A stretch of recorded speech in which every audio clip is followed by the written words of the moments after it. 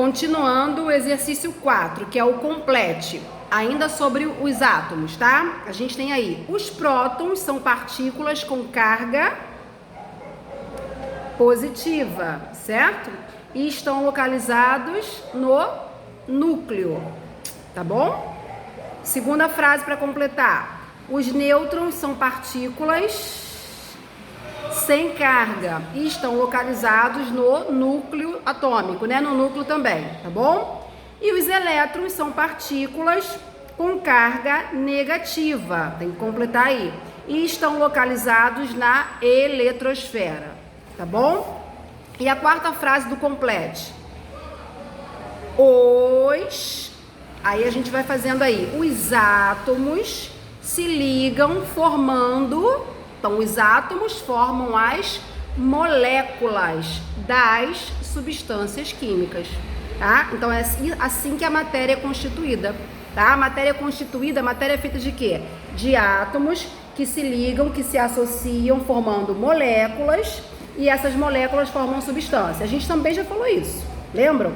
Então, por exemplo, o átomo de hidrogênio, o átomo de oxigênio, né? Quando você tem dois átomos de hidrogênio, um átomo de oxigênio, eles se associam, se ligam, formam, por exemplo, a molécula da água, né? H2O, e essa molécula forma a substância água, tá? Lembraram aí? Muito bem. O exercício 5, tá? Que é pra gente completar com as características e exemplos de metais, ametais e gases nobres.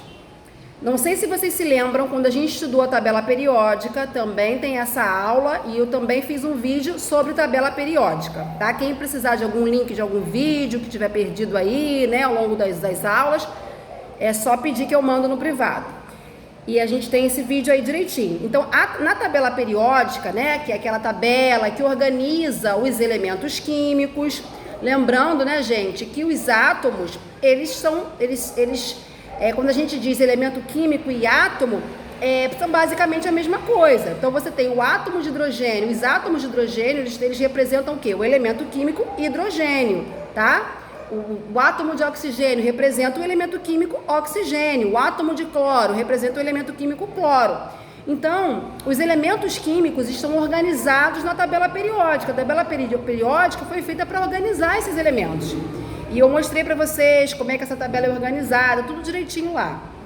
E aí a gente viu que esses elementos que estão na tabela periódica são agrupados em três grupos principais. Os grupos dos metais, dos ametais e dos gases nobres. E aí a gente vai completar, tá? Vamos lá. Então, metais primeiro, né, que aparece aí. Características dos metais.